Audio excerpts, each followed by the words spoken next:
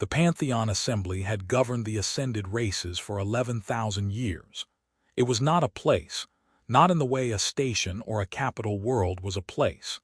It was a condition, a state a species entered once it had burned through its physical form entirely and become something that lived inside belief instead of matter.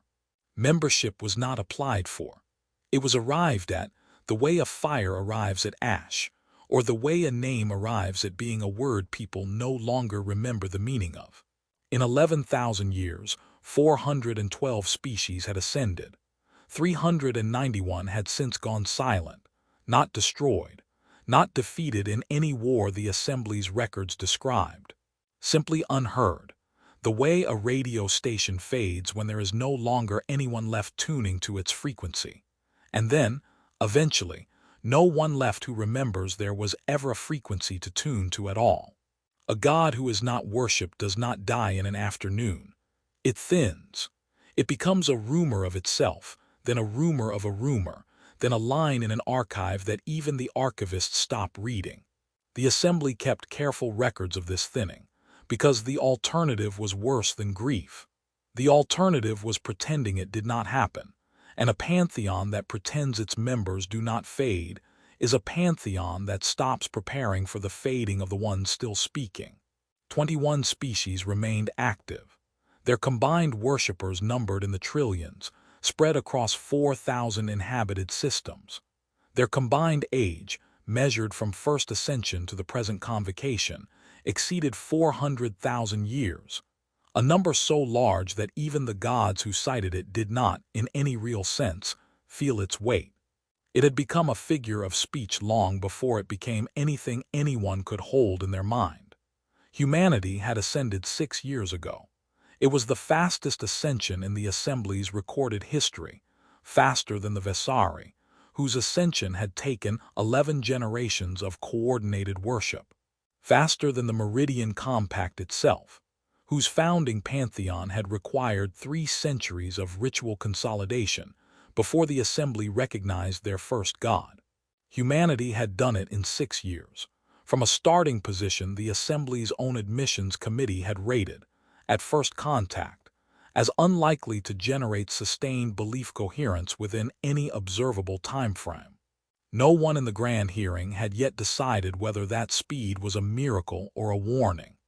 The 2 committees tasked with the question, faith verification and threat assessment, had submitted contradictory reports 11 times in 6 years, and neither report had been retracted. The envoy assigned to receive humanity's first formal delegation was named Vera Ossendrin. She had held the position of second chronicler for the rights of contact for 900 years, which in Assembly terms made her neither young nor old, simply someone who had been present for enough contacts to know which ones mattered before the Assembly itself had decided. She read the human file 4 times before the delegation's ship was even cleared for approach. She read it a first time as procedure, a second time because a number in the summary section did not match what she expected from a species that young, a third time because the number had not changed between readings, which meant the error, if it was an error, was not hers. She sent the file to verification. Verification ran it twice and returned it unchanged both times, with a note appended. Figure confirmed. Recommend chronicler review before convocation, as figure exceeds standard disclosure thresholds. The figure was humanity's aggregate faith output, the raw, instrument-measured quantity of belief energy an ascended species generates across its worshipping population, translated by Assembly convention into a comparative index against the oldest active pantheons. In 6 years of active worship, humanity's index had not simply exceeded projections. It had exceeded the combined output of the 4 next largest active pantheons, pantheons whose worshippers numbered in the hundreds of billions and whose gods had held their faithful for millennia. Vera read the file a 4th time looking for what she had missed the first 3. She found it on the 3rd-to-last page, in a section reserved for field notation rather than official summary, the kind of note a junior contact officer files when something does not fit the form, but feels too important to leave out entirely. Subject species demonstrates no observable expectation of worship in exchange for aid rendered.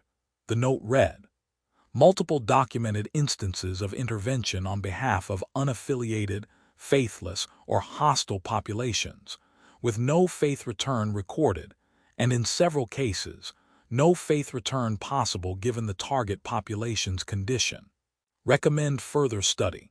This behavior does not correspond to any pattern in the comparative religious archive. Vera had been a chronicler for 9 centuries. She had never before flagged a field note for the full assembly's attention. She flagged this one.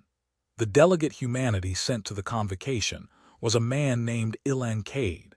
He was 51 years old, formerly a field logistics coordinator for a relief agency that had, in its terrestrial era, specialized in disaster response for populations too remote or too poor to be reached by anyone faster. He arrived at the assembly's outer chamber wearing a coat that had clearly been mended more than once, and carrying a single object, a battered analog radio, the kind that had been standard field issue on isolated relief postings before humanity possessed anything resembling ascended technology. He set it on the floor beside his chair when he sat down. He did not explain it. No one asked him to, yet, though several eyes in the outer ring noted it and set the question aside for later. The convocation was called to order in the grand hearing, a chamber built 11,000 years ago to seat the active pantheons in descending order of age, oldest nearest the dais, newest nearest the doors. It was not subtle architecture. It was not meant to be. A species that had ascended 6 years ago sat where it could see the backs of every god who had ascended before it, and every god who had ascended before it could, without turning, forget the newest species was in the room at all. Humanity's single chair sat closest to the doors. The god who opened the convocation was Threlkaus Van, first voice of the Meridian Compact, 4,000 years ascended, worshipped across 9 star systems by a population whose devotion had been consistent, orderly, and largely unchanged for the last 1,100 years. Threlkaus had earned the right to open convocations the way certain gods earned such rights, through accumulated seniority that had, somewhere in the last 1,000 years, calcified into something closer to entitlement than earned respect. He was not cruel. He would have rejected the word if anyone had used it near him. He was certain, which several beings older than Threlkaus privately considered worse. He did not look at Ilan when he began to speak. He looked at the chamber, the particular look of a performer addressing an audience rather than the person he is nominally speaking to. "We are told," Threlkaus said, letting the words settle before continuing, "that the newest member of this assembly generates faith at a rate that outpaces gods who have held their worshippers for millennia. Some of us in this chamber have been ascended longer than this species has possessed writing." He paused. Several gods along the outer ring smiled, the particular smile of beings who have already decided which side of a question they are standing on before the question is finished being asked. I find myself curious what a species so young could possibly have done in 6 years to earn devotion at that scale. Genuine curiosity, you understand, not accusation. It was everyone in the chamber who had lived long enough to recognize the shape of such things understood exactly an accusation. "Perhaps the honored delegate would enlighten us," Threlkaus went on. "How many worlds has humanity saved, that the assembly might understand the source of such remarkable faith? Surely a number that large corresponds to deeds equally large." The smiles in the outer ring did not move. They did not need to. The room had already decided, before Ilan opened his mouth, what kind of answer it expected, a boast, dressed as humility, the way young pantheons often overstated their early works to a chamber that had heard every variety of overstatement before. "That's a fair question," Ilan said, in the tone of someone who genuinely thought it was. He did not stand. He did not raise his voice. He looked at Threlkaus the way a man looks at someone who has asked him something he has, in fact, thought about before. "Do you want the number of worlds," he said, "or the number of gods?" The chamber did not go loud. It went quiet in a way it had not been quiet before, the specific quiet of several hundred ancient beings recalculating, in the same instant, whether the question they had asked to establish a hierarchy had, without their noticing, become a different question entirely. Threlkaus's expression did not change immediately. It took him a moment longer than it should have to answer, and that moment was noted by every chronicler in the chamber whose task it was to notice such things. "The gods," he said, "since apparently there is a difference worth distinguishing." "There is," Ilan said. He said a number. It was not a large number, measured against the scale of the assembly itself. It was a small number, in fact, smaller than the population of a single mid-sized worshipping population, smaller than the guard roster of the grand hearing on a formal convocation day. But it was not the size of the number that emptied the room of sound. It was the category of thing being counted, and the fact that no one in that chamber, including Threlkaus, had ever imagined humanity's answer would fall into that category at all. Beat 5, the ripple evidence unfolds. The number did not land the way numbers usually landed in the grand hearing. With murmurs, with the low rustle of a chamber recalculating aloud, testing the figure against its neighbors in whispers. It landed in silence, the specific silence of beings doing arithmetic they did not want to finish, because finishing it meant reconsidering something they had assumed settled for millennia. Vera rose from the chronicler's dais. She had pulled the archive 3 weeks earlier, the moment the convocation date was confirmed, because she had read the human file 4 times and had been waiting, with the patience only 900 years affords, for the right question to justify opening that archive in front of the full assembly. "With the assembly's permission," she said, "I would like to enter the record into evidence, not as rebuttal, as clarification." No one objected. No one in that chamber, watching Threlkaus's stillness, would have known how to object without the objection itself becoming the story. The record was not dramatic in the way Ascensionera mythology was dramatic. There was no lightning in it, no depiction of a species descending from some appropriate height to smite the unworthy and elevate the deserving. It was documentary footage, field logs, transport manifests, the unglamorous residue of work that had never been intended for an audience at all. The first case was a mining colony on a dead moon, in a system whose god had thinned to nothing 400 years before humanity had even developed the ascended technology to travel there. The colony was faithless in the assembly's strict sense, untethered, drifting without divine patronage of any kind, because there had been no one left to pray to and no reason to learn the practice. When their life support failed during a solar event, a human relief vessel, 11 days off its scheduled route, diverted without authorization from any command structure that would have required it to. The colonists had not prayed for rescue. There had been nothing to pray to. Humanity came anyway, and the log entry closing the incident read in its entirety, "No faith affiliation on record. Assistance rendered per standing policy." The second case was a species called the Ekvashi, silent for 600 years by the time of this convocation, whose last 300 worshippers had been evacuated from a collapsing world by a human convoy that could not, by any instrument the assembly possessed, have received faith return for the act. Because a god thinned to nothing cannot generate gratitude that registers as anything at all. The assembly's own archive had no formal record of the Ekvashi rescue. It had simply never been logged as significant, because there had been no god left afterward to thank anyone, and gratitude with no divine recipient does not, in assembly bookkeeping, count as an event. By the third case, Threlkaus was no longer smiling. He was watching the projection with the expression of someone performing a calculation that was going to take considerably longer than the remainder of the convocation to finish, and beginning, visibly, to suspect the calculation would not end where he had assumed it would. The fourth case was smaller than the others, and somehow heavier for it.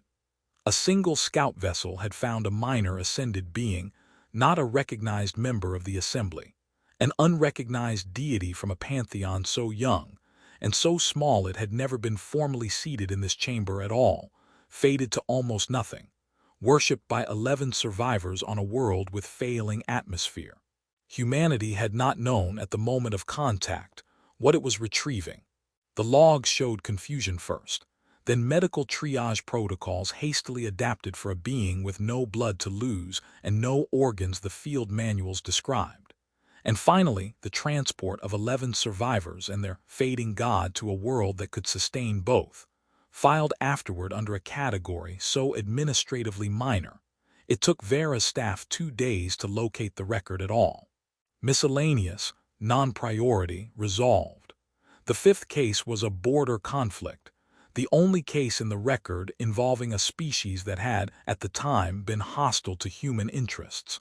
A splinter faction with no ascended patron of any kind had attacked a human outpost twice in the preceding decade. When a plague swept through the faction's home settlements with no relief structure of their own to call on, the human response had not distinguished between the faction that had attacked them and the population that had not chosen the conflict. The log entry for that case included a line from the field coordinator's own report, unedited. Population status does not determine eligibility for assistance. Hostility on record.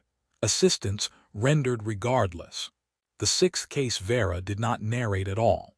She let the record run unedited, an ambient field recording of a human relief coordinator explaining, to the last living worshiper of a dying god, why the extraction crew had come at all, when the crew itself stood to gain nothing measurable by any assembly instrument.